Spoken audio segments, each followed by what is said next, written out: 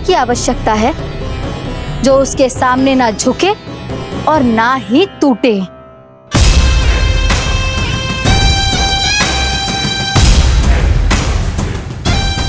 तो फिर मैं ऐसा ही असतर ढूंढूंगा, चाहे आकाश पाताल एक क्यों ना करना पड़े मुझे, 10 दिशाएं 14 भुवन क्यों ना नापने पड़े मुझे। मैं उस असतर को अवश्य ढूंढ निकालूंगा जो उस विष्णु अवतार के प्राणों की डोरी इस धनुष की तरह तोड़ सके।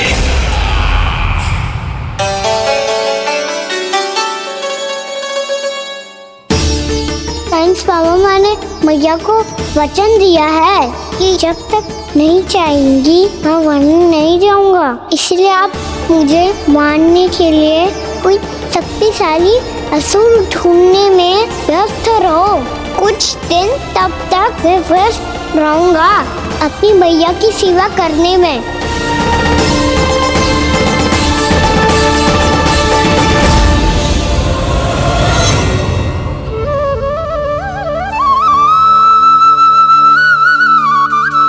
लो मैया, तुलसी जी को चढ़ाने के लिए जल।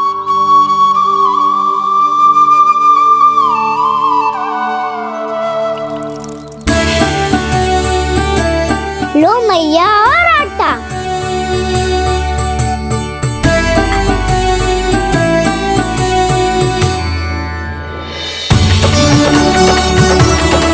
लो मैया, बेलन।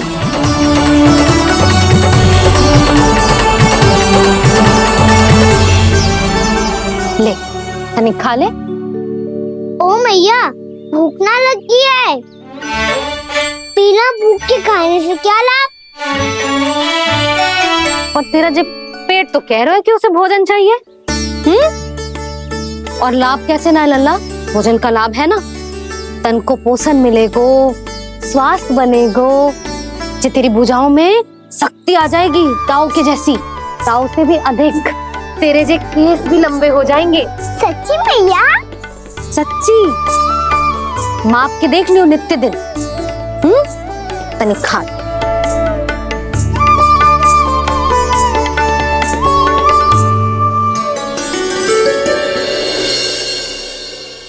मान के मैया का कहना, छक के भोजन खाते हैं, नित्य मापते भुजा केश, पर ज्यो का त्यों ही पाते हैं।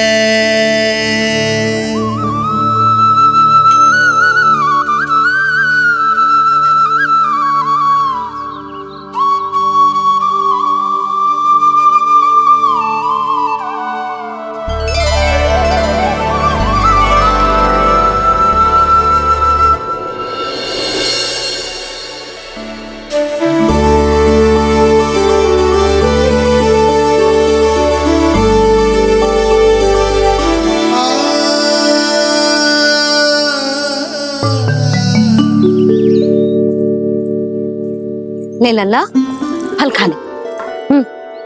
ना, मुझे ना खाने फल वल। क्यों? लंबे केस और शक्तिशाली भुजाएं ना चाहिए? व्यर्थ है ये सब। पिछले 10 दिनों से देख रहा हूँ, ना केस लंबे हुए हैं, ना भुजाएं शक्तिशाली बनी है। 10 दिन में कछु ना होने वाला। 10 सप्ताह ऐसे खाएगो ना, तब जाके कछु बदलाव दिखेगो। समझ आई? चल अब खा ले। वैसे भी मुझे बहुत सारी तैयारियां करनी है आज। इसीलिए भैया एकादशी के व्रत के लिए लल्ला। सुनो जी, सारी सामग्री आ गई? हाँ, तुमने जो कही थी सब ले आए हूँ।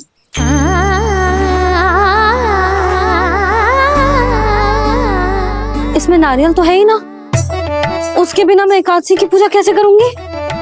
यशोदा, मैंने भोला से कह दिया, वो लेकर आते ही होगा, घबराओ मत। कैसे ना घबराओ जी, आपको पता है ना एकादशी का व्रत मेरे लिए कितना महत्वपूर्ण है। पता है। अरे इसमें तो दिए भी ना है। दिए ना है? अब मैं अभी लेकर आता हूँ। आप रहने दो, मैं ही लेके आती हूँ। भक्त भोला राम के यहाँ से भोला राम? मेरा अर्थ है कुमार खुला यहाँ के हाथ से। हाँ हाँ वो ही।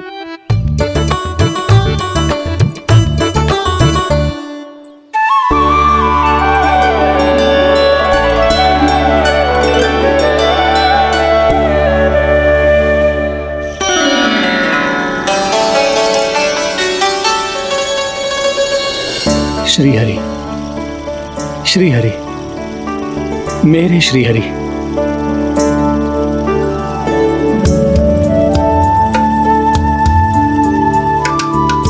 मेरे श्री हरि। भोला राम, मेरी मटकी तैयार है। मेरे श्री हरि। मेरे श्री हरि।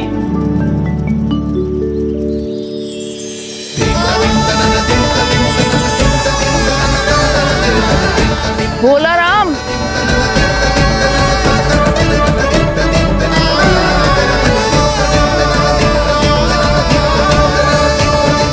भोला काका, ओ भोला काका।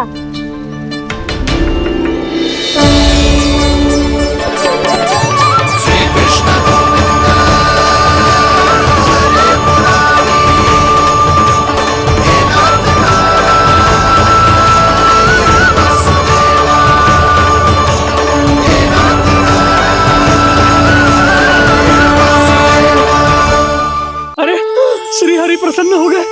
मेरे श्री हरि आ गए, मेरे भगवान आ गए। मेरे श्री हरि आ गए, मेरे भगवान आ गए। मेरे श्री हरि आ गए, मेरे भगवान आ गए। मेरे श्री हरि आ गए, मेरे भगवान आ गए। मेरे भगवान आ गए, मेरे घर मेरे भगवान आ गए।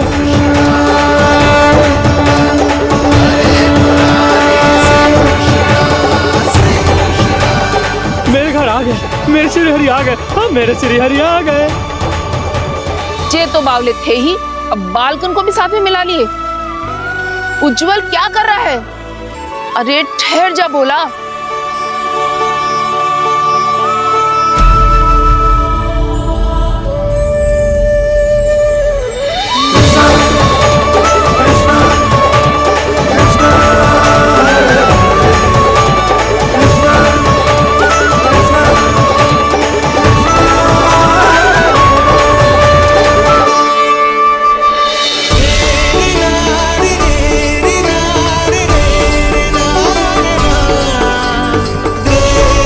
तो प्रेम से बुलाओ, आएंगे हरि भी।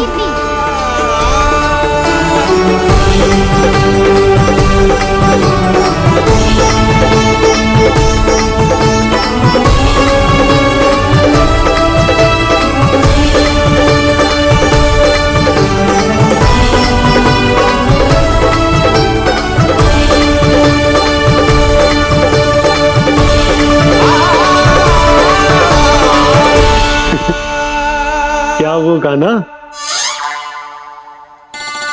किसकी धुन में झूम रहा तू? निर्मल निशा भक्ति की धुन में।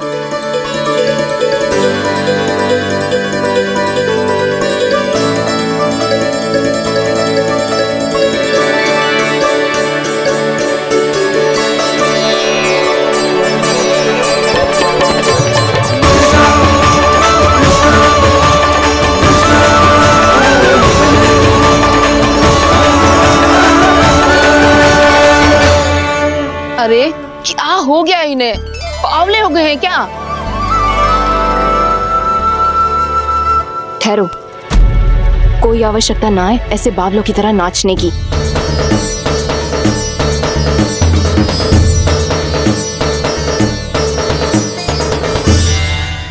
जे बावले ना है मौसी, भक्ति में रम गए। बस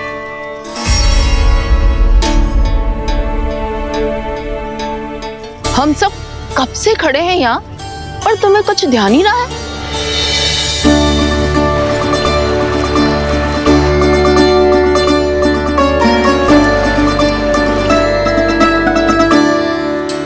नाच गाने में ऐसे मगन हुए कि हमें देखा भी ना। मुझे नाचते हुए देख मेरे श्री हरि को इतना आनंद आ रहा था कि मैं अपने आप को रोक नहीं सका। और वैसे भी मेरे जन्म का एकमात्र उद्देश्य है श्री हरि की सेवा करना, श्री हरि को प्रसन्न करना। तुम बावले हो भोलाराम या हमें बावला बना रहे हो? श्री हरि और तुम्हें देख रहे हैं? हाँ, अभी वो यहीं थे, देख रहे थे। भोला काका, आपने भी ना अति कर दी अब। हमें भी बताओ तनी, कहाँ थे श्री हरि?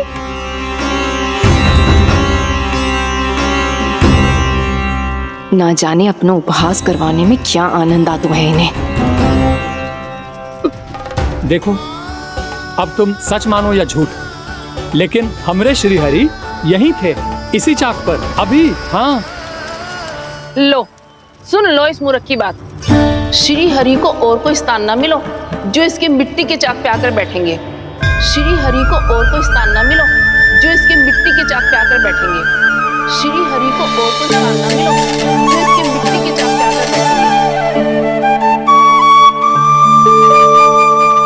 जैसी मैया भैंसो ही लल्ला, दोनों का कुछ पता ही ना चलतो, कब किस बात पर प्रसन्न हो जाए और किस बात पर रुष्ट। अरे मैं भला असत्य क्यों बोलूंगा? अभी अभी यही थे श्री हरि। हाँ,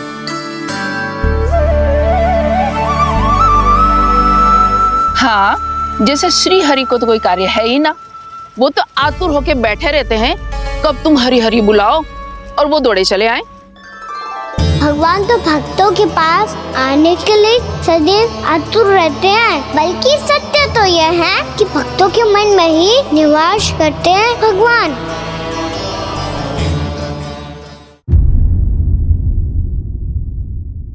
अरे मैं भला असत्य क्यों बोलूंगा? अभी अभी यही थे श्री हरि। हाँ,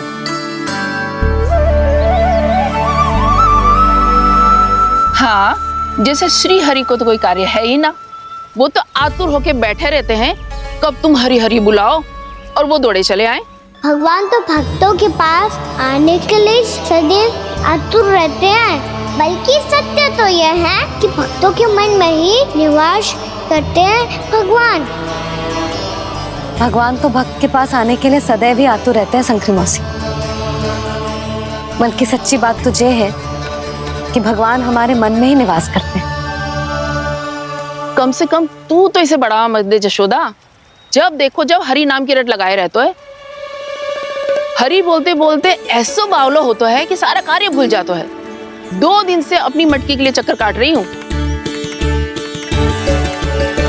अभी तो एक चक्कर और लगाना होगा आपको। आपकी मटकी तैयार हो गई है, अभी लाता हूँ।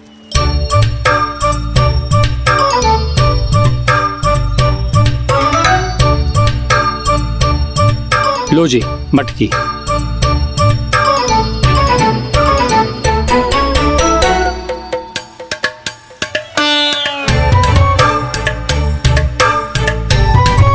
इस कच्चे मटके का क्या करूं मैं?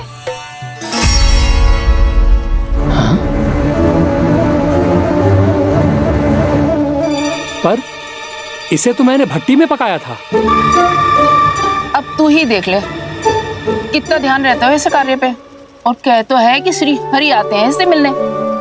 हाँ आते हैं और आगे भी आएंगे हमारे श्री हरि हमसे मिलने। और आके मोक्ष देंगे, है ना? मांगूंगा तो मोक्ष भी दे देंगे, मांगूंगा तो मोक्ष भी दे देंगे, मांगूंगा तो मोक्ष भी दे देंगे। अभी तो ये बता कि तू मुझे मेरी मटकी कब देगो? और मेरी मांग कब पूरी करोगे भोलाराम जी? मेरो घड़ा मेरे दिए तो तैयार है ना, कल एकादशी की पूजा और व्रत के लिए। एकादशी का व्रत? हाँ, एकादशी का व्रत। इसे करने से श्री हरि बहुत प्रसन्न होते हैं। अच्छा, फिर तो अभी लाया।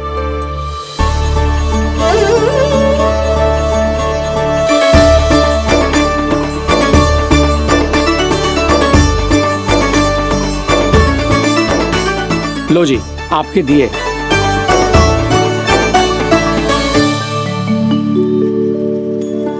और जो हमने मांगा है वो? बाकी सब शेष द्वादशी के दिन मिलेगा, क्योंकि कल मैं भी एकादशी का व्रत रखूंगा, क्योंकि कल मैं भी एकादशी का व्रत रखूंगा, क्योंकि कल मैं भी एकादशी का व्रत रखूंगा।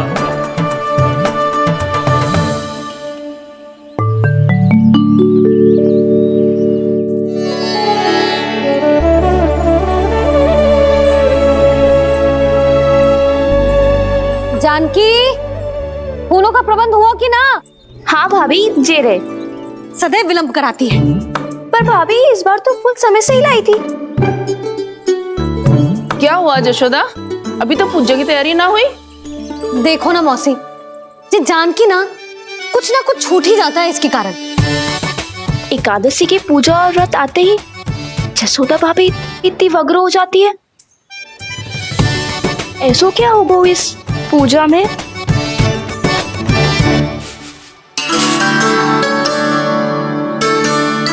ये थाली में रोली चंदन रखने से, दिया जलाने से के होगो? आपको पता भी है एकादशी का व्रत क्यों रखते हैं? क्या महत्व है इसका? लो, जे तो मैं जसोमती रानी से पूछना भूल ही गया। पर हाँ भगवान, मेरे लिए इतना ही पर्याप्त है कि इस व्रत को रखने से मेरे श्रीहरि हमसे प्रसन्न हो जाएंगे।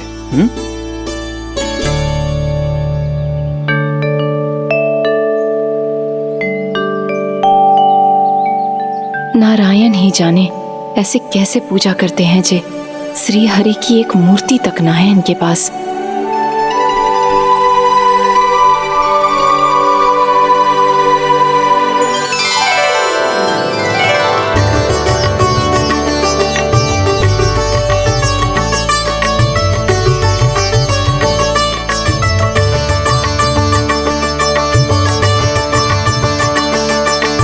प्रभु, न तो मेरे पास मूर्ति है और ना तो इस व्रत के विधि विधान के बारे में मुझे जानकारी है और ना ही मुझे इसके महत्व के बारे में जानकारी है, पर फिर भी मैं करना चाहता हूं।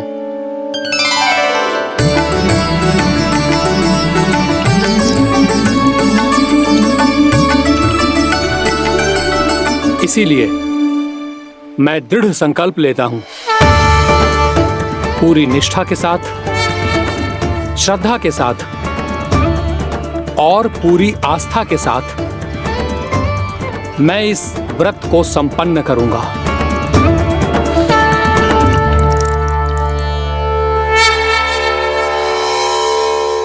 हम संकल्प लेते हैं कि एकादशी के व्रत को पूरी निष्ठा के साथ संपन्न करेंगे।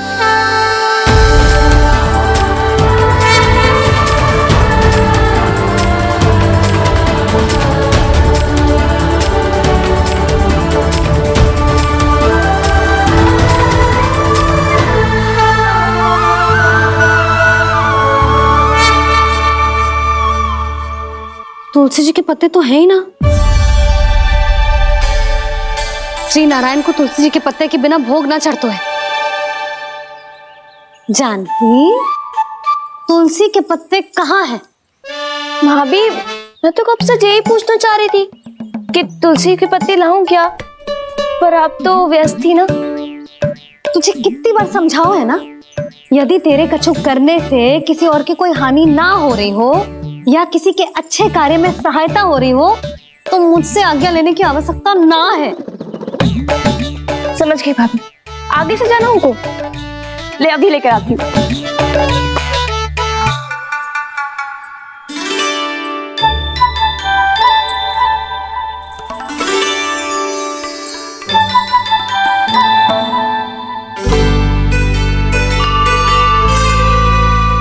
ताऊ, आपने पहले ये व्रत करो है?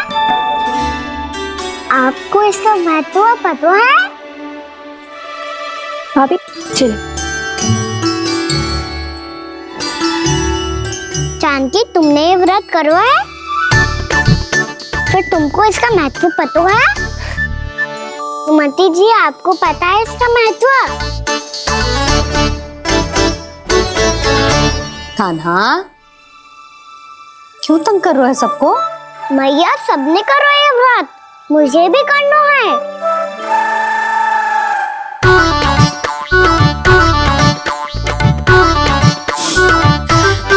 ये व्रत केवल बड़ों के लिए होती है लल्ला।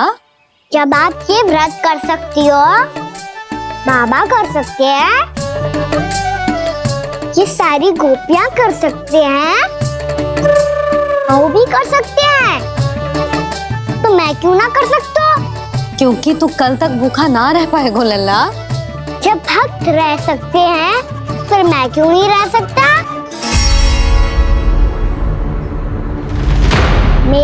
बात है कि नारायण के भक्त मैया, मैया मान जाओ ना, मुझे करने दो ना ये व्रत।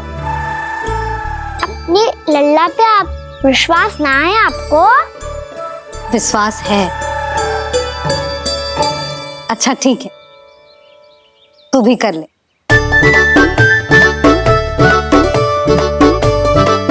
पर मैया व्रत की कथा तो सुनाओ, मैं तो अबध हूँ ना, मुझे कैसा पता चलेगा कि ये व्रत करते क्यों है?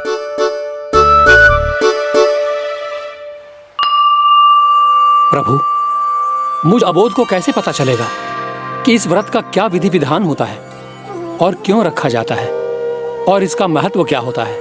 मुझे तो आप ही बता सकते हैं प्रभु। जब व्रत कर रहे हैं तब उसका महत्व भी पता होना चाहिए ना। बताओ ना मैया, क्यों रखते एकादशी का व्रत? इसके लिए तो तुझे एकादशी की कथा सुननी होगी। सुनेगो ना?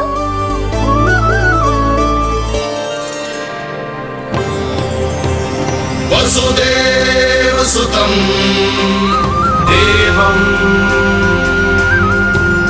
कंस चाणूरमर्दनम् श्रीहरि, यशोदा परमानंदम् कृष्णं वन्दे जगद्गुरुम्। वाह प्रभु, अपने भक्तों को एकादशी व्रत का महत्व समझाने का अच्छा उपाय खोज निकाला है आपने।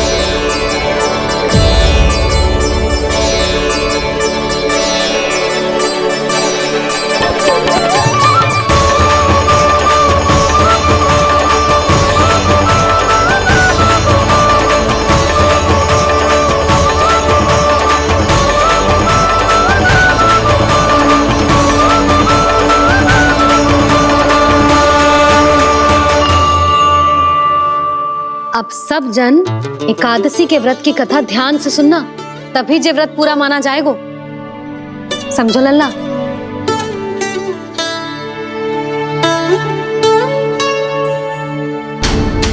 श्री कृष्ण गोविंद हरे मुरारी, श्री कृष्ण गोविंद हरे मुरारी, हे नाथ नारायण वासुदेव, हे नाथ नारायण वासुदेव,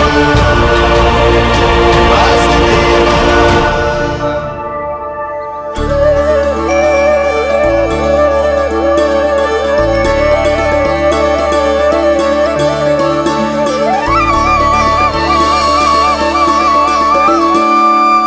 सतयुग में चंद्रावती नाम के नगर में मूरा नाम का एक असुर राज्य करता था। ओम ब्रह्मदेवाय नमः, ओम ब्रह्मदेवाय नमः, ओम ब्रह्मदेवाय नमः, ओम ब्रह्मदेवाय नमः।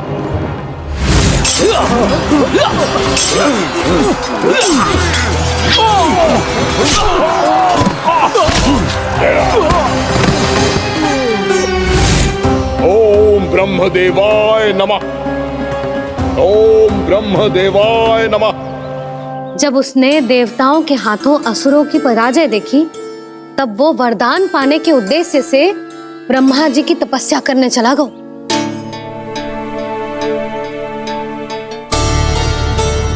शीघ्र ही मूरा की तपस्या सफल हो गई और ब्रह्मदेव जी उससे प्रसन्न हो गए। ओम ब्रह्मदेवाय नमः, ओम ब्रह्मदेवाय नमः, ओम ब्रह्मदेवाय नमः, ओम ब्रह्मदेवाय नमः। ओम ब्रह्मदेवाय नमः। ओम ब्रह्मदेवाय नमः। ओम ब्रह्मदेवाय नमः। ओम ब्रह्मदेवाय नमः। ओम ब्रह्मदेवाय नमः। मूरा, प्रणाम ब्रह्मदेव। तुम्हारी तपस्या सफल हुई। बोलो, तुम्हें क्या वर चाहिए? सृष्टि के रचयिता ब्रह्मदेव, कृपया मुझे ऐसा वरदान दीजिए जिसकी सहायता से मैं त्रिलोकी विजयी बन जाऊं और कोई देवता मुझे पराजित ना कर सके। यहां तक कि देवताओं के रक्षक, सृष्टि के संचालक भगवान श्री विष्णु के लिए भी मैं अपराजय रहूं। तथास्तु, तथास्तु, तथास्तु। प्रणाम ब्रह्मदेव।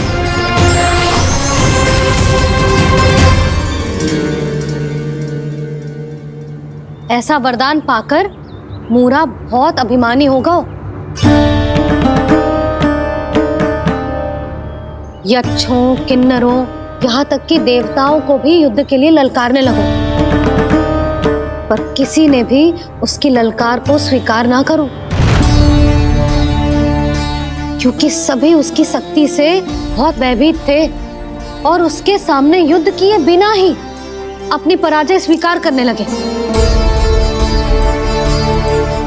और फिर दंभ में आके उसने स्वर्ग लोक पर भी आक्रमण कर दिया और देवराज इंद्र तक को चुनौती दे डाली।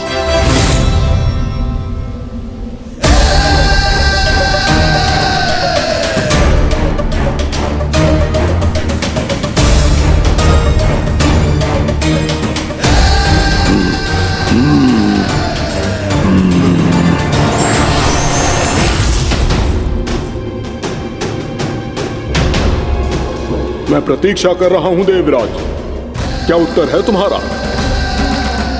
मुझसे युद्ध करोगे या फिर बिना लड़े ही पराजय स्वीकार कर मेरे अधीन हो जाओगे और सौंप दोगे मुझे अपना ये स्वर्ग लोक?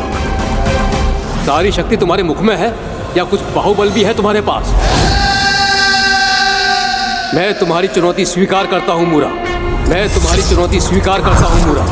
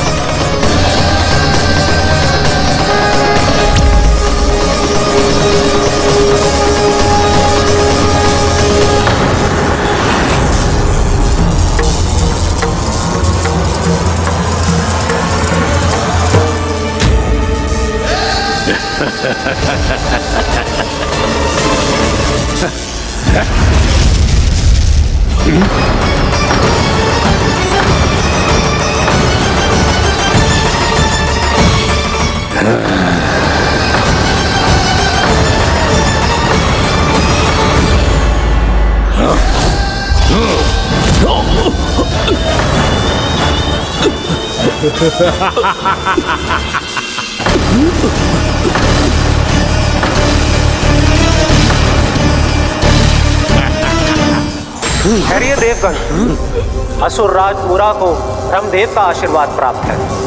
आप में से कोई भी इन्हें पराजित नहीं कर पाएगा।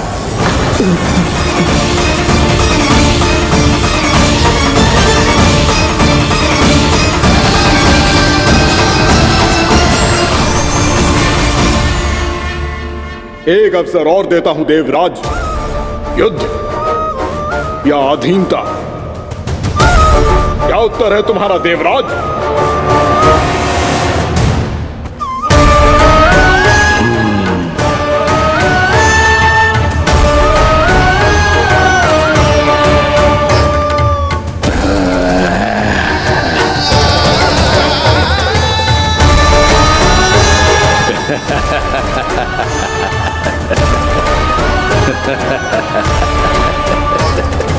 इंद्र और सभी देवताओं ने मूरा के आतंक में आके उससे भयभीत होके अपना सिंहासन छोड़ दियो।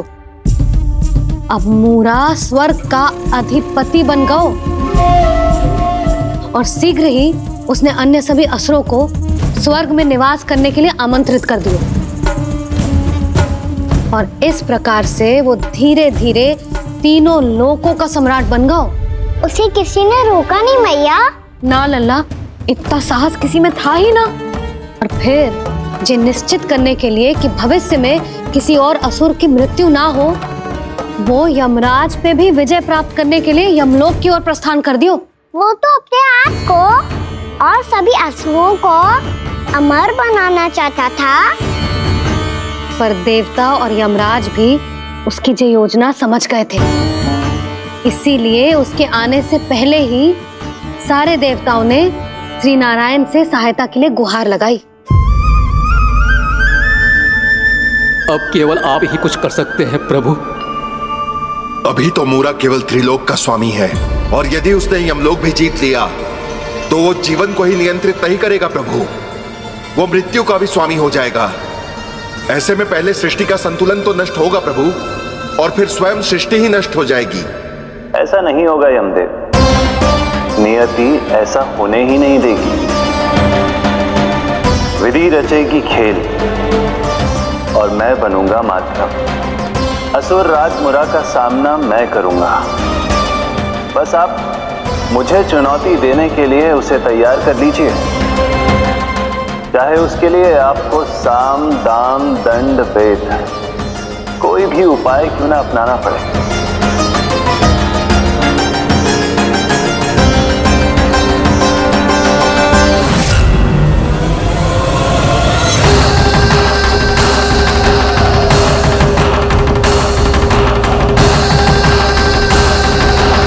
आप तो मेरी प्रतीक्षा में पहले से ही खड़े हैं यमदेव। तब तो आपने मेरी चुनौती के बारे में भी सुना ही होगा। कहिए, क्या उत्तर है आपका? मेरा स्वागत करके अपना राज्य त्यागेंगे या मेरा सामना करके अपने प्राण?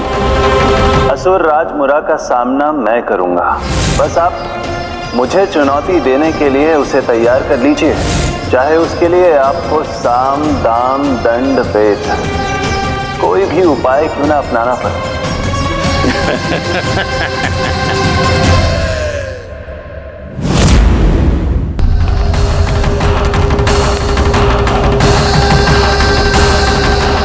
आप तो मेरी प्रतीक्षा में पहले से ही खड़े हैं यमदेव।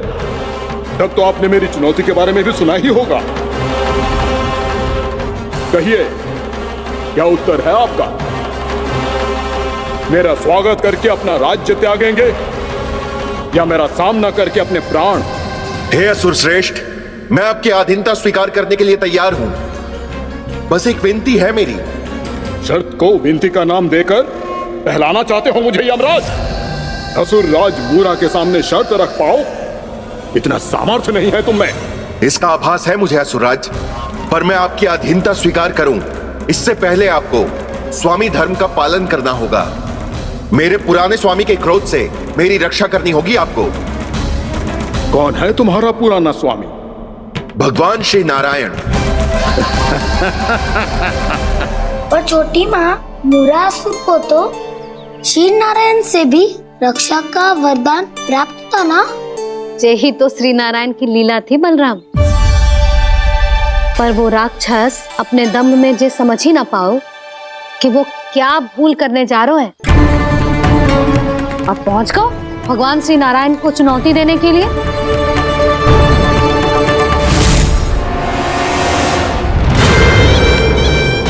वहीं ठहर जाओ असुर राज मुरा।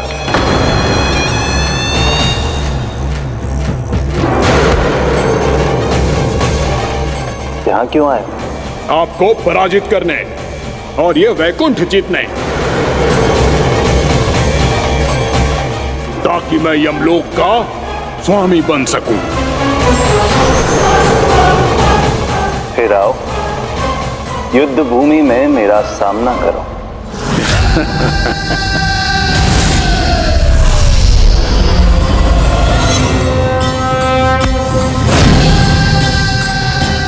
ये नहीं जानते कि इनसे ना हारने का वरदान तो मैं पहले ही प्राप्त कर चुका हूं। इसलिए युद्ध ठीक से आरंभ हो पाए उससे पहले ही इन्हें जीत लूंगा मैं।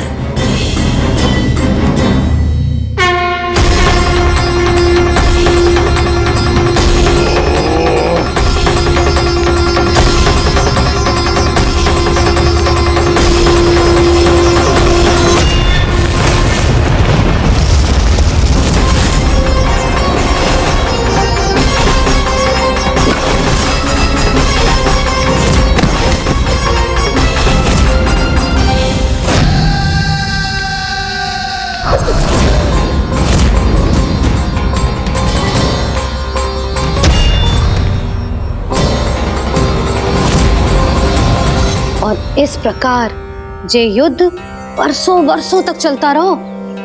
दोनों योद्धा पूरे ब्रह्मांड में अनेक अस्त्रों शस्त्रों के साथ युद्ध करते रहे।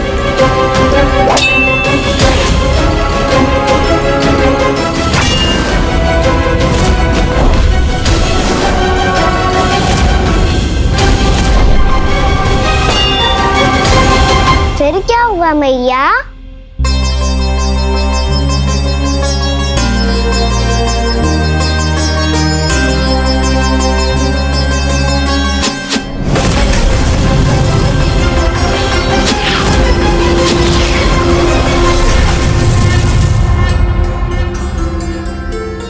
उस युद्ध को कभी समाप्त हुआ हो, पर कैसे?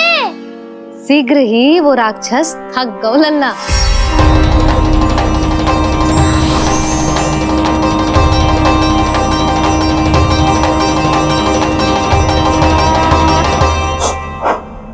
खड़े खड़े देख क्या रहे हैं नारायण? आक्रमण कीजिए, वध कर दीजिए मेरा।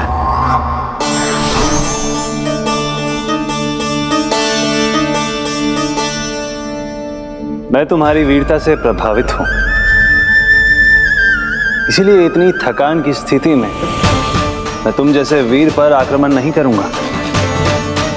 जाओ विश्राम करो। यदि फिर से युद्ध करने की इच्छा हो तो तुम्हारा स्वागत होगा।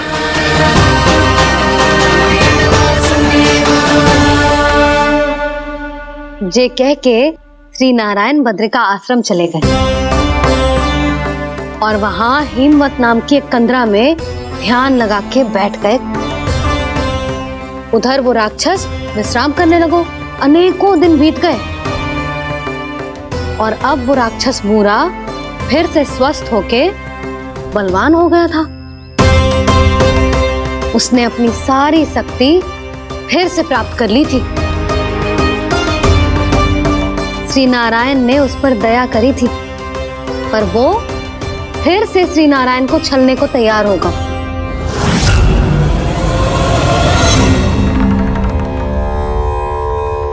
ध्यान में बैठे बैठे श्री नारायण योग निद्रा में चले गए,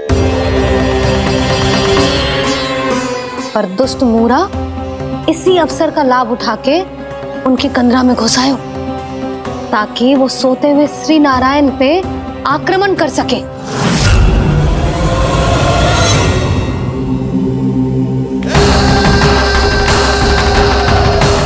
आज इस लंबे युद्ध को जीतकर अपने इस अंतिम शत्रु का भी अंत कर दूंगा मैं।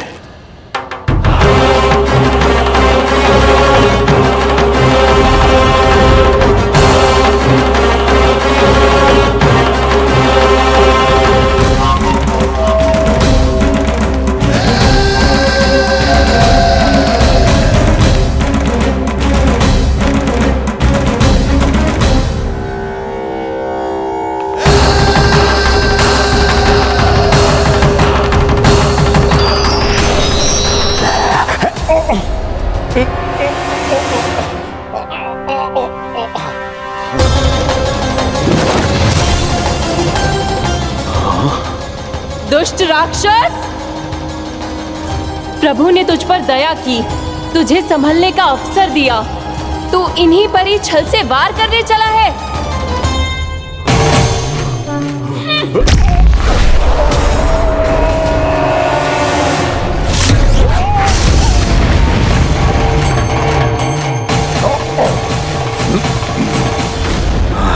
मैं अजय हूँ, मुझे कोई पराजित नहीं कर सकता। ब्रह्मा का वरदान है मुझे। तूने नारायण से अपराजय होने का वरदान मांगा था मूर्ख, उनकी शक्ति से नहीं। ध्यान से देख, मैं तेरी मृत्यु हूँ, मृत्यु।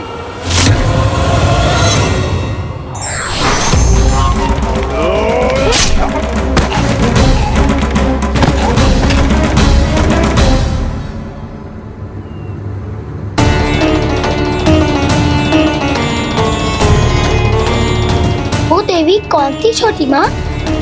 और कौन बलराम, वो ही तो थी देवी एकादशी।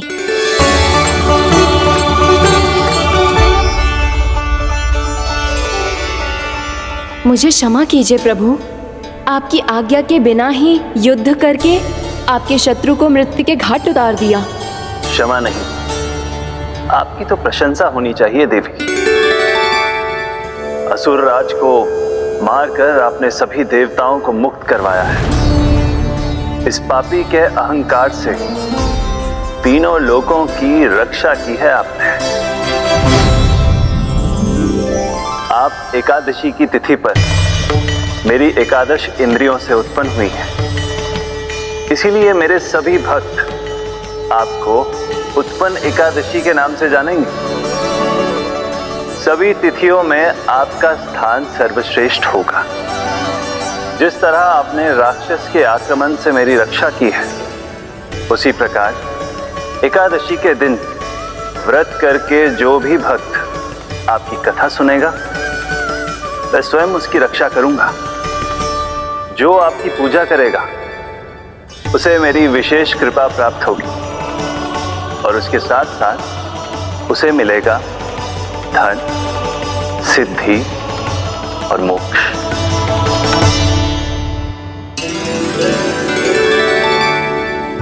इसीलिए आज के दिन व्रत रखने का बहुत अधिक महत्व होता है। बोलो एकादशी मैया की जय। बोलो श्री नारायण भगवान की जय।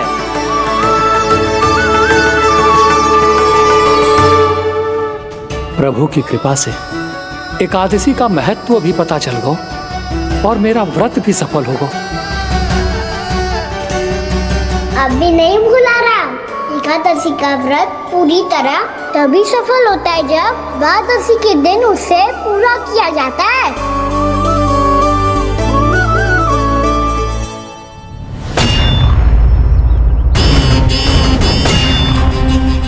आवश्यक है आपको यह आभास होना कि उस विष्णु अवतार को पराजित करने के लिए आपके साधारण योद्धाओं में वो सामर्थ्य नहीं है।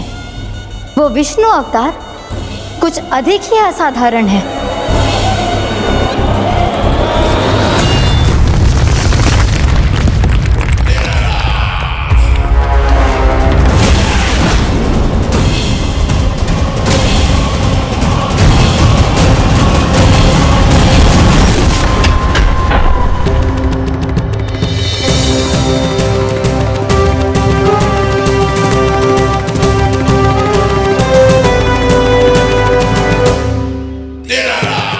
मैं दिखाऊंगा उस विष्णु अवतार को असाधारण शत्रु क्या होता है।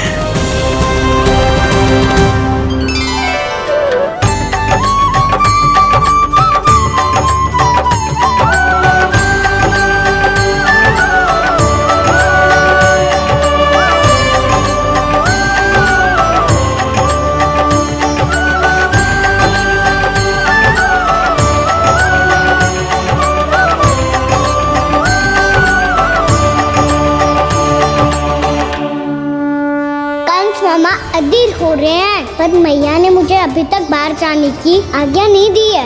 अभी उन्हें किसी और राक्षस को यहाँ भेजने से रोकने के लिए मुझे कुछ करना होगा।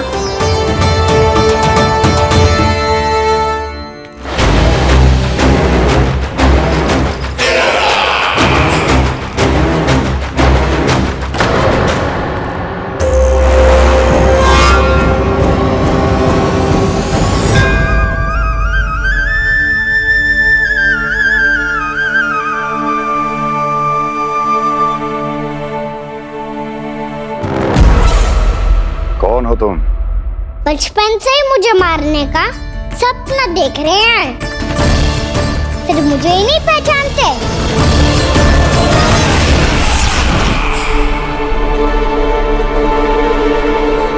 बचपन से विष्णु अवतार।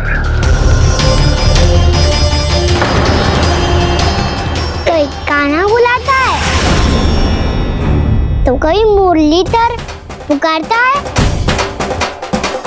कोई माखन चोर कहता है, कोई कहता है चिच्चोर। पर विष्णु अवतार इस नाम से तो बस आप ही मुझे बुलाते हो मामा जी। इतना साहस, ये तो यहां आ गया।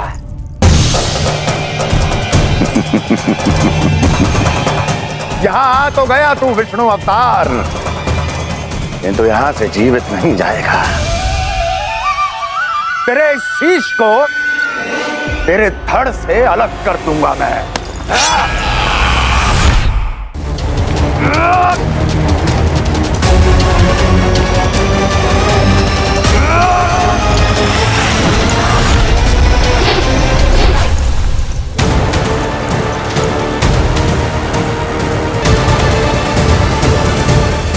कहाँ देख रहे हो मामा जी? मैं तैयार हूँ।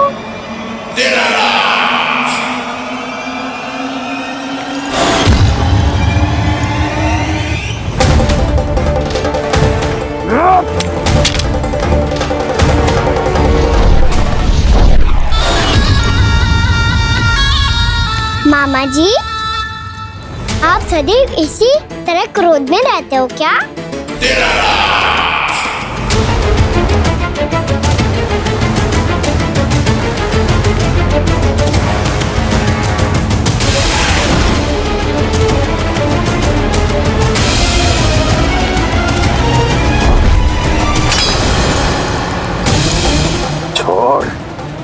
छोड़ मेरी तलवार को।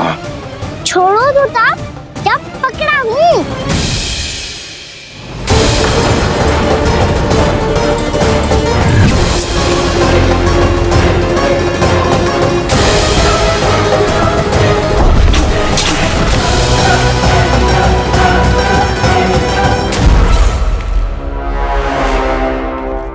मामा जी,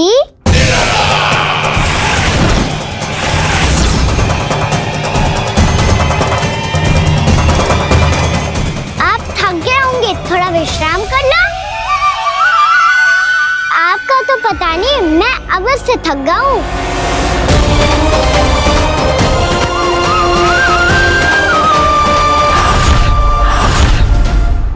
मेरे सिंहासन पर बैठने का तो साहस। अभी तो बस अभ्यास कर रहा था मामा जी।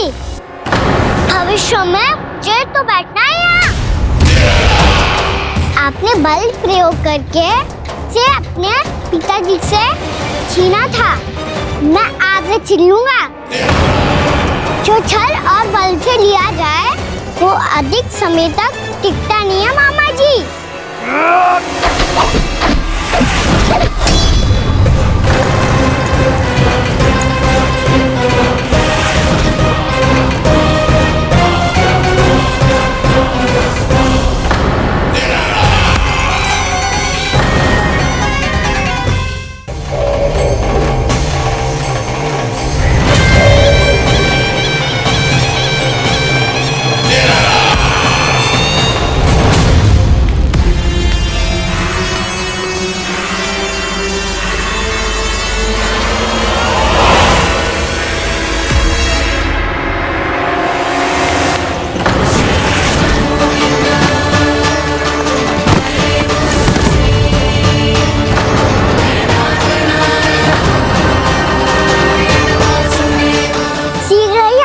सिंहासन छोड़ना होगा।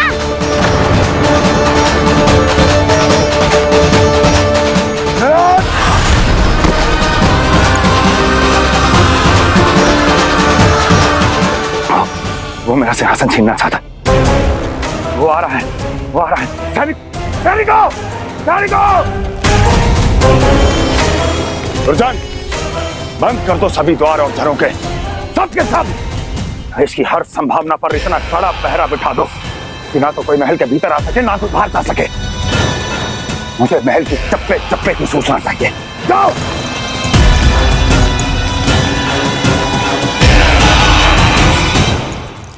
सिंहासन।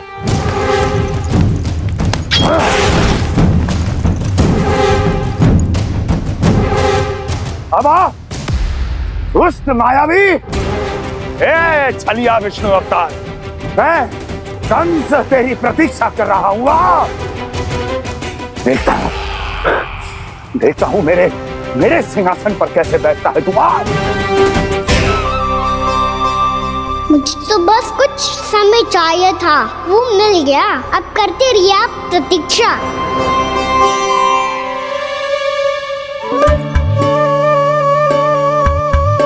जी अपने आप से बातें क्यों कर रहे हो जी?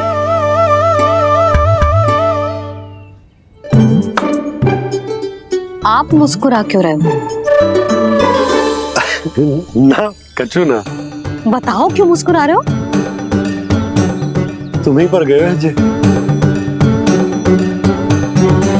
जब तुम व्रत करती हो तो तुम भी ऐसा ही करती हो। इसी प्रकार भूख अधिक लगने पर अपना ध्यान भटकाने के लिए स्वयं से ही बड़बड़ाती रहती। होगा। आपको तो बस मेरा उपहास उड़ाने के लिए बहाना चाहिए।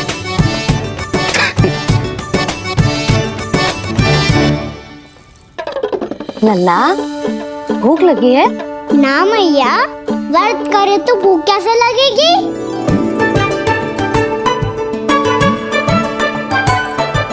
यदि लगी हो तो छोटे बालकों को थोड़ी बहुत भूल चूक क्षमा होती है।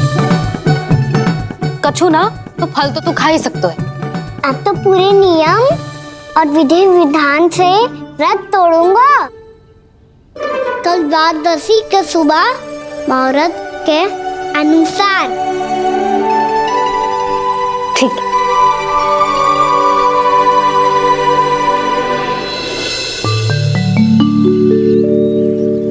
लल्ला एकादशी समाप्त हो गई है, द्वादशी लग गई है। अब तू व्रत तोड़ सकते है। भोजन कर ले। ले।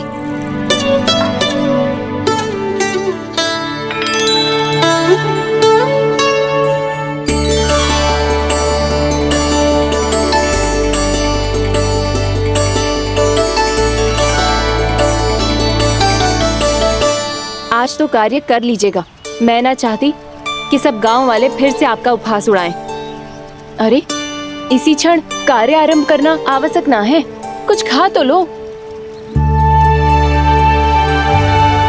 कल भी पूरे दिन व्रत में रहे, अब तो कुछ खा लो। ना ना, अभी बिल्कुल भूख ना है। और हाँ भगवान, तुम्हें चिंता करने की आवश्यकता नहीं है। आज मैं किसी को भी 2 शब्द कहने का अवसर नहीं दूंगा। अरे कुछ खाओगे पियोगे नहीं तो कैसे रहोगे?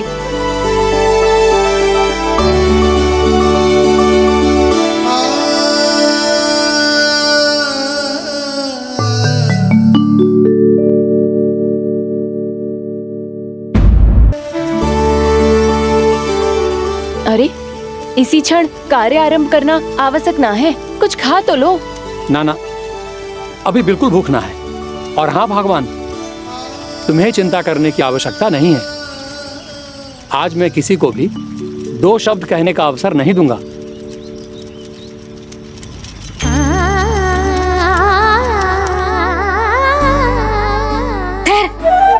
मैं तेरे लिए मट्ठा लेके आती हूँ। व्रत के बाद पीने से पेट ठंडा रहता है। रुक।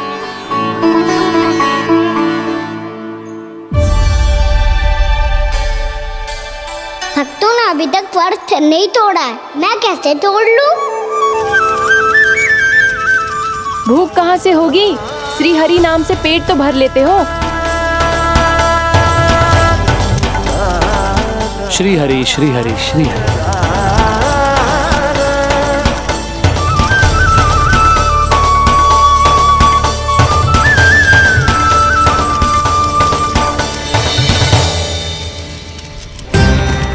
हरि हरि प्रभु हरि, हरि हरि प्रभु हरि, हरि हरि प्रभु हरि, हरि हरि प्रभु हरि।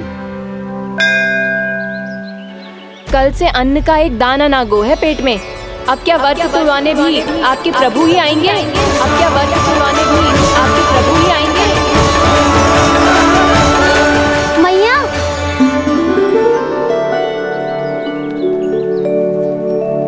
मैया पहले व्रत तोड़ के कच्चू खा तो लो। अभी ना, लौट के आने के बाद। हाँ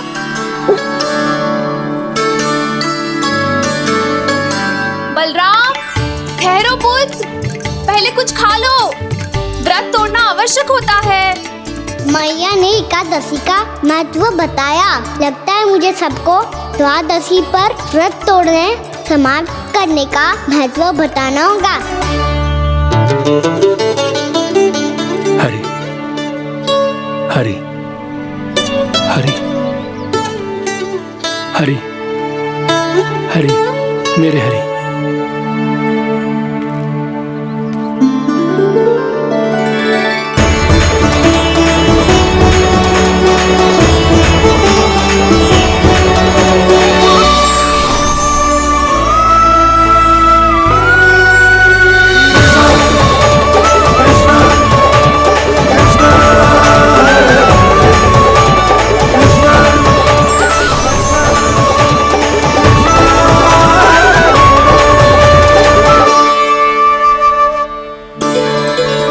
अभी अभी तो मैंने बच्चों की माँ को वचन दिया था कि आज किसी को शिकायत करने का अवसर ना दूंगा, और अब मैं प्रभु श्री हरि की कल्पना जसोमती रानी के लल्ला में ही करने लगा।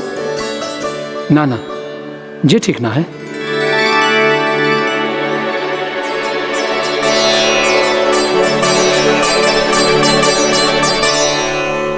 ठीक ही तो है, बिल्कुल सही पहचाना है आपने। बड़े तो बड़े, अब तो बालक भी हमारा उपहास उड़ाने लगे। मैं आपका उपहास नहीं उड़ाने आया, मैं तो आपके एकादशी के व्रत को पूरा कराने आया हूँ।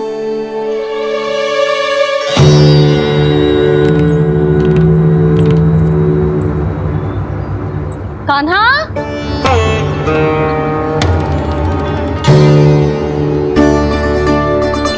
तो ये रे आपकी छड़ी और ये रे मेरी पीठ, सेक देना तापड़ तोड़। आज तो इसकी पीठ सेक के रहूंगी मैं। मैया घर पे भूखी मुझे ढूंढ रही होगी। लो आज द्वादशी के दिन पहले प्रहर में भोजन करके अपना एकादशी का व्रत पूरा करो आप। धन्यवाद राजकुमार, पर अभी हमें भूख नहीं है, बहुत सारा काम पड़ा है, और अभी थोड़ी ही देर में शंकरी बहन भी अपनी मटकी लेने आती होंगी।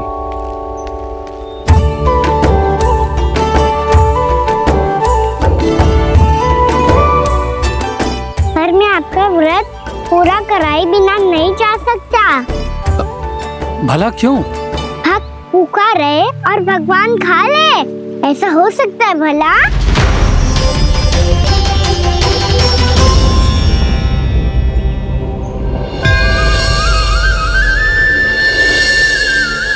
ये कैसा भ्रम हो रहा है मुझे लगता है अपना काम करना चाहिए। द्वादशी के पहले प्रहर में व्रत पूरा करना बहुत आवश्यक होता है, ना तो एकादशी का व्रत भी पूरा ना मानो जाता। इतनी सारी ज्ञान की बातें तुम्हें कैसे पता है लल्ला?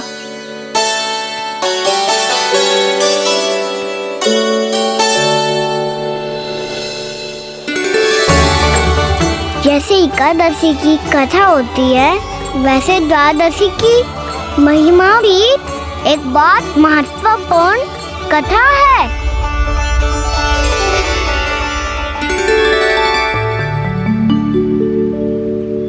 कैसी कथा? बिल्कुल सही समय पे आई हो आप, क्योंकि आपको ये कथा आपको अवश्य सुननी चाहिए।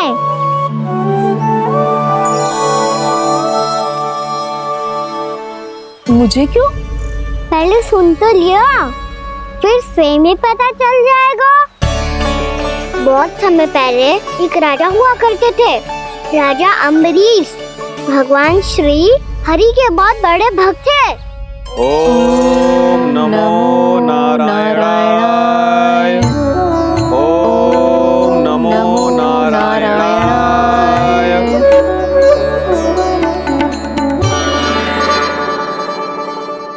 नेक पुण्य के काम करते थे वो। अपनी पत्नी के साथ हरि का नाम जपते रहते थे। उन्होंने 12 माह एकादशी का व्रत करो निर्जल पास किया, और जब उनकी 12वीं एकादशी का व्रत द्वादशी के दिन तोड़ने का समय हुआ, तभी महर्षि दुर्वासा अपनी 100 शिष्यों के साथ उनके महल में पधारे। प्रणाम स्वीकार करें महर्षि। आप जैसे महान ऋषि मेरे राज्यसभा में आए, वो भी ऐसे अवसर पर जब मैं और मेरी पत्नी निरंतर 12 एकादशियों के बाद अंतिम एकादशी का व्रत तोड़ेंगे। इससे बड़े सौभाग्य की क्या बात हो सकती है हमारे लिए? आज आपके साथ साथ मेरा और मेरे शिष्यों का एकादशी व्रत भी पूरा होगा। संभव है प्रभु की इच्छा यही हो कि हम सब अपना व्रत एक साथ तोड़ें। ये तो अत्यधिक प्रसन्नता की बात है महर्षि।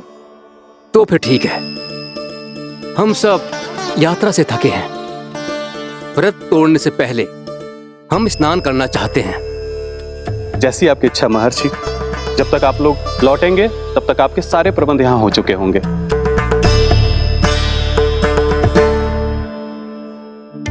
महर्षि दुर्वासा स्नान करने गए थे, पर उन्हें लौटने में विलंब हो रहा था और इधर द्वादशी पर व्रत पूरा करने का मुहूर्त बीता जा रहा था।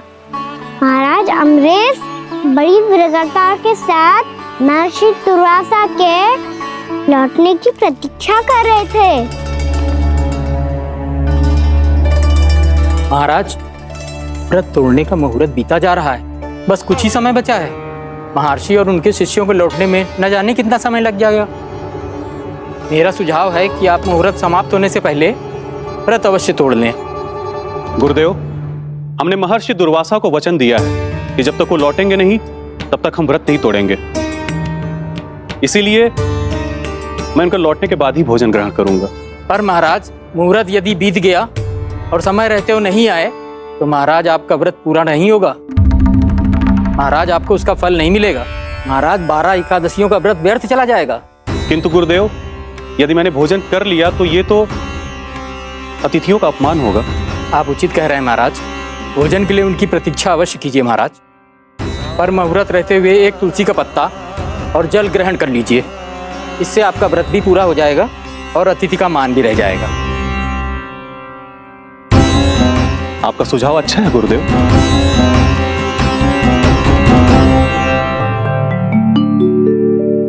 जैसे ही महाराज ने तुलसी का पत्ता खाया, वैसे ही महर्षि दुर्वासा लौट आए। महाराज,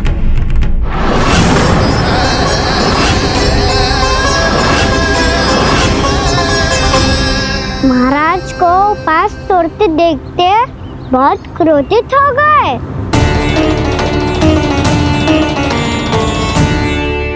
बहुत बड़े भक्त हैं आप, परंतु आप ये नहीं जानते अपने अतिथियों के साथ कैसा व्यवहार करना चाहिए। आपने हमें साथ भोजन करने का वचन दिया था, पर अपना व्रत क्यों तोड़ा आपने? महर्षि, मैंने भोजन नहीं ग्रहण किया। कहीं मुहूर्त न निकल जाए इस कारण मैंने एक तुलसी का पत्ता ग्रहण कर लिया। 56 भोग खाया हो या एक पत्ता, अपना व्रत तोड़कर अतिथियों का अपमान किया है, मेरा अपमान किया है। अब आपको दंड भोगना होगा ताकि आप सीख पाएं कि अतिथियों के साथ कैसा व्यवहार होना चाहिए। महर्षि, आप जो भी दंड मुझे देंगे मुझे स्वीकार है, किंतु आप क्रोधित मत होइए। क्रोध का कारण आपने दिया है महाराज। एक महर्षि का अपमान करके राक्षसी प्रवृत्ति का परिचय दिया है आपने, इसीलिए अब एक राक्षसी आपको दंड देगी।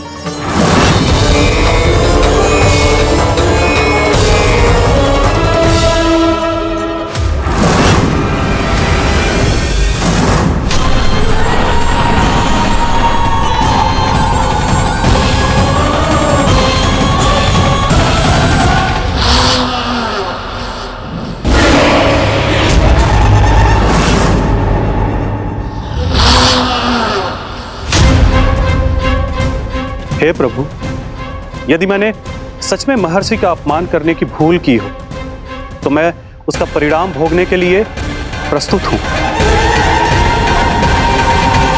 ओम नमो नारायणाय, ओम नमो नारायणाय नमः। महर्षि दुर्वासा को यह आभास ही नहीं था कि महाराज अम्बरीश ने उनका अपमान नहीं किया था। फिर भी उसे अपमान मान के वो श्री नारायण के भक्त पे संदेह कर रहे थे। मैंने भी तो भोला राम की भक्ति पे संदेह किया था। हे नारायण, ये क्या पाप हो गया मुझसे? संदेह किसी अपमान से कम ना हो तो, और भगवान सब सह सकते हैं, पर उनके प्रिय भक्तों का अपमान सहन ना कर सकते। इसीलिए उन्होंने हस्तक्षेप करने का निर्णय लिया।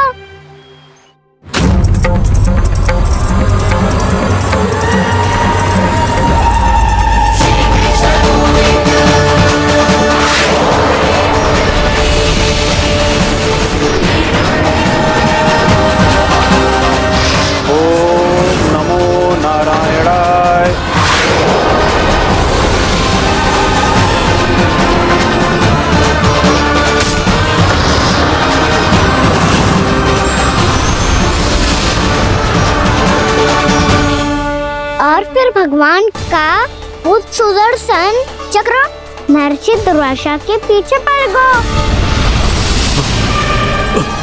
ये चक्र तो मेरी ओर बढ़ रहा है। ओम नमो नारायणाय। ये कैसे संभव हो सकता है? कोई रोको इसे, कोई रोको इसे।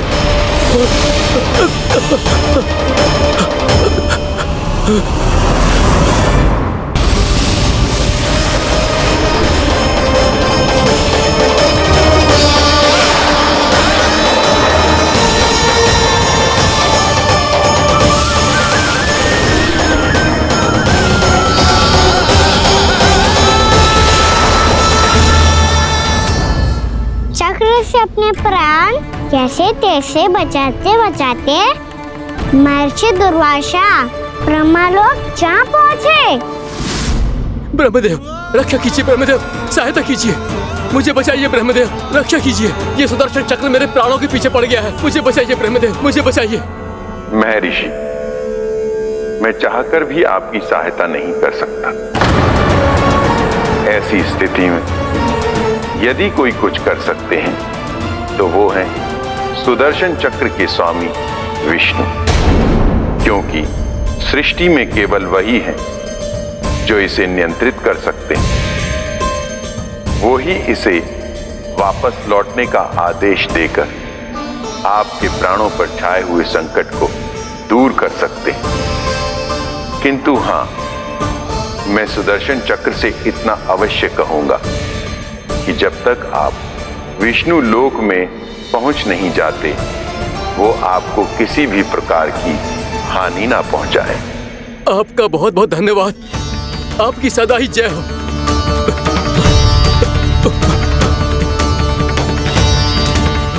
फिर क्या था? भागते भागते महर्षि दुर्वासा सीधे भगवान श्री हरि के शरण में बैकुंठ पहुंच गए। त्राहिमाम प्रभु, त्राहिमाम, मुझे बचाइए, मेरी सहायता कीजिए प्रभु, मेरी सहायता कीजिए। मैं आपके इस चक्र और ऊर्जा से नहीं भाग सकता प्रभु, कृपया करके अपने सुदर्शन को रोकिए, इसे वापस लीजिए प्रभु। यह असंभव है महर्षि। एक बार सुदर्शन चक्र मेरे हाथों से छूट जाए तो अपना उद्देश्य पूरा किए बिना, मेरे भक्तों की रक्षा किए बिना वापस नहीं लौटता। कोई तो उपाय होगा प्रभु, कृपया करके मेरे प्राण बचाइए प्रभु। मैं सुदर्शन की ऊर्जा से जलकर भस्म नहीं होना चाहता प्रभु। आप जो कहेंगे मैं करूंगा प्रभु, मेरी सहायता कीजिए प्रभु, मेरी सहायता कीजिए। मुझे नहीं लगता कि आप वो कर पाएंगे। मैं अवश्य करूंगा, मैं अपनी प्राण रक्षा के लिए कुछ भी करूंगा प्रभु। आपने मेरे भक्त राजा अम्बरीश को भक्ति का कर्तव्य निभाने के लिए अपमानित और दंडित किया है महर्षि, पर भक्त की रक्षा करना भगवान का कर्तव्य है। इसलिए यदि आप भक्त राजा अम्बरीश के पास जाकर क्षमा याचना करें और यदि वो आपको क्षमा कर दे तो ही ये चक्र आपके प्राण लिए बिना लौट सकता है। अन्यथा आप तो जानते हैं महर्षि, मेरे भक्त का अपमान मेरा अपमान।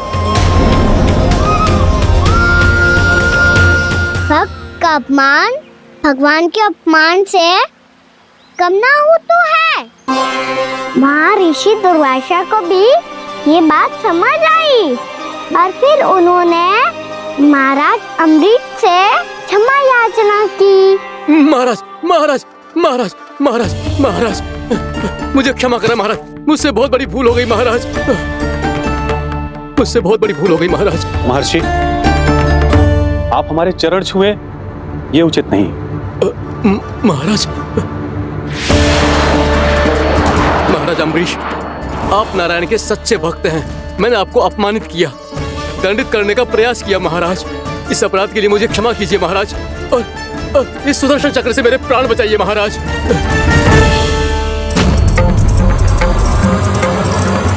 हे महान सुदर्शन, यदि महर्षि के लिए मेरे हृदय में अभी भी वही सम्मान और प्रेम हो जो इनके प्रथम आगमन पे था, तो कृपया आप अपने धाम वापस लौट जाइए।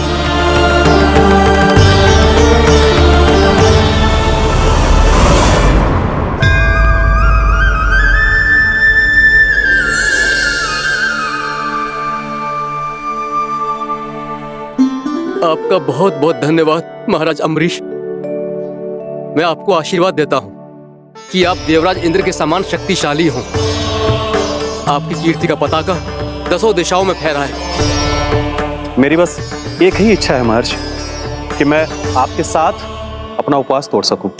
अवश्य महाराज, हम सब भोजन आपके साथ करेंगे और अपने आप को नारायण की सेवा में अर्पित करके व्रत को पूरा करेंगे, क्योंकि आज जो यहाँ हुआ है उससे सिद्ध हो चुका है कि एकादशी व्रत का फल द्वादशी की सुबह भोजन करने से ही प्राप्त होता है। इस कथा से हमें पता चलता है कि सभी को द्वादशी की सुबह भर पेट भोजन करके एकादशी का व्रत पूरा करना चाहिए। और दूसरी बात, भगवान की सच्ची भक्ति अपमान कभी ना करना चाहिए। उनके साथ सदैव प्रेम से व्यवहार करना चाहिए। यही भगवान को सबसे अधिक प्रिय है। भैया भोलाराम, मैंने भी श्री हरि पे तुम्हारे विश्वास का उपहास उड़ाया था, मुझे क्षमा कर दो। ना ना, आप क्षमा मांगकर मुझे लज्जित मत करो, आप तो मेरी बहन जैसी हैं। जब महर्षि दुर्वासा जैसे महान ऋषि को भी प्रभु के भक्त से क्षमा मांगनी पड़ी, तो मैं तो बहुत ही तुच्छ हूँ। मुझे आपकी किसी भी बात का बुरा ना लगा। पर पता है प्रभु को कौन सी बात कब बुरा रखता है? कौन सी बात? जब उनका भक्त भूखा रहे, हमें भी अपना व्रत पूरा ना करे। और जैसा कि आप सभी ने अभी कथा से सीखो है, एकादशी के व्रत को द्वादशी की सुबह अवश्य पूरा करना चाहिए। अब आप जाओ, अपना व्रत पूरा करो।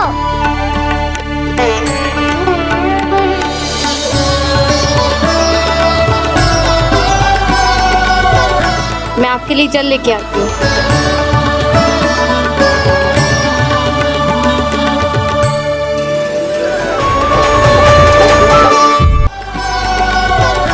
मैं आपके लिए जल लेके आती हूँ।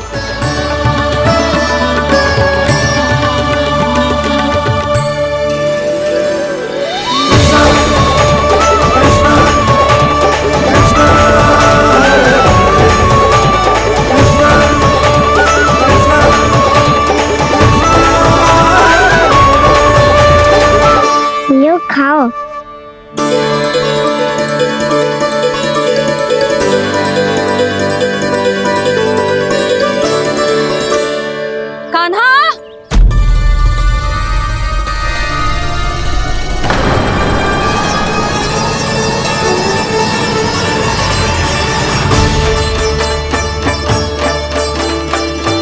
बोलो काका, सिगरेट छुपा लो मुझे, मैया आ रही है, बहुत क्रोध में लगती है।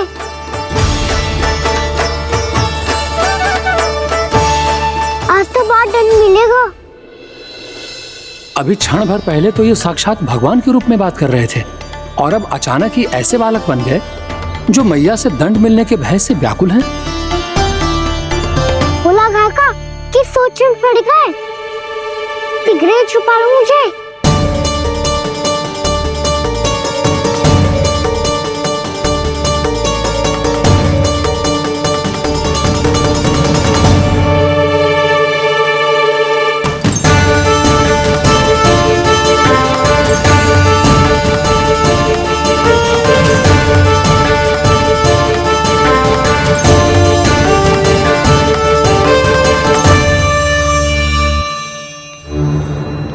जी, कान्हा को देखो है क्या?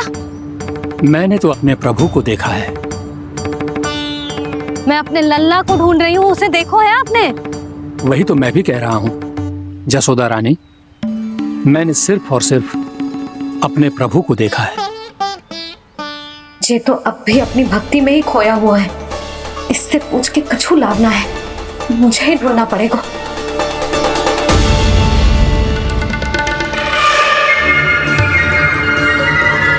बच गए। शंकरी मौसी, कान्हा को देखो है क्या कहीं?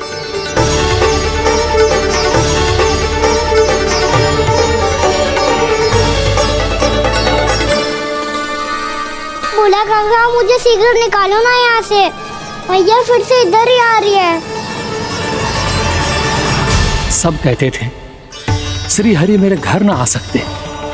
देखो आज प्रभु आ गए, उन्होंने अपने हाथ से मेरा व्रत पूरा कराया। हाँ आते हैं और आगे भी आएंगे हमारे श्री हरि हमसे मिलने और आके मोक्ष देंगे, है ना?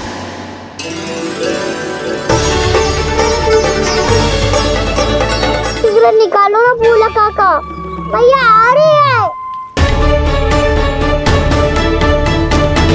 मैं ना निकालूं? मेरा अर्थ है मैं निकालूंगा, अवश्य निकालूंगा, पर तब तक नहीं निकालूंगा जब तक आप मेरी सारी बातें मान नहीं लेते हैं। कौन सी बात? प्रभु मुझे मोक्ष प्रदान कर दीजिए प्रभु। तथास्तु। ना ना ना ना प्रभु, मेरे साथ साथ मेरे परिवार को भी मोक्ष दे दीजिए। तथास्तु। अब तो निकाल दो, मैया देख लेंगी। ना प्रभु, मेरे परिवार के साथ मुझसे जुड़ी हुई हर वस्तु, जीव जंतु, प्राणी, गाय बैल भैंस, सभी को मोक्ष प्रदान कर दीजिए प्रभु। तथास्तु। प्रभु आप सच में अद्भुत हैं। मैंने जो मांगा आपने बिना सोचे समझे सब प्रदान किया। मैं ही अपनी मांगे बढ़ाता रहा।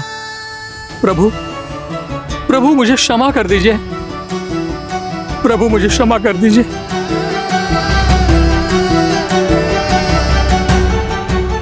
आइए प्रभु।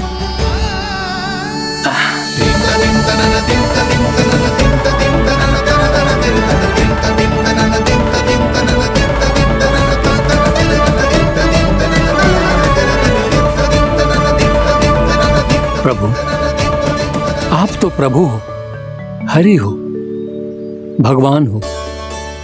आप चाहते तो इस मटके से स्वयं निकलकर बाहर आ सकते थे, फिर मेरी आपने हर इच्छा क्यों पूरी की? क्योंकि मेरे भक्त की इच्छा पूरी करने में मुझे भी प्रसन्नता मिलती है। ना तो मैं अपने भक्तों का अपमान सह सकता हूँ और ना ही उनकी इच्छा अधूरी रहने दे सकता हूँ।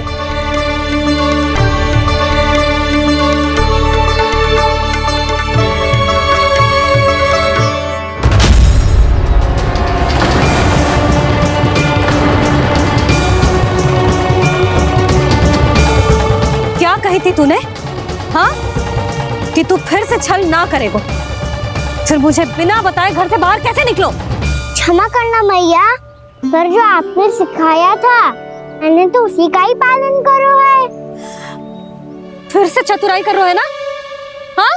आप ही ने तो कही थी ना, यदि कछु करने से किसी को हानि ना पहुंचती हो या फिर किसी अच्छे कार्य में सहायता हो रही हो तो आज्ञा लेने की आवश्यकता ना होती। यदि तेरे कछु करने से किसी और की कोई हानि ना हो रही हो या किसी के अच्छे कार्य में सहायता हो रही हो तो मुझसे आज्ञा लेने की आवश्यकता ना है। तो किस अच्छे कार्य के लिए आया है यहाँ? एकादशी की सुबह एकादशी का व्रत खोल के पूजन करा जाता है। ये बात ना तो भोला काका को पता थी, ना शंकरी मासी को और ना ही किसी और को। और तुझे पता थी? हाँ, मेरी मैया ने बहुत अच्छे से सिखाया है मुझे। जैसे कल तूने एकादशी कथा सुनाई थी ना, आज वैसे ही तेरे लल्ला ने सबको द्वादशी कथा सुनाई है।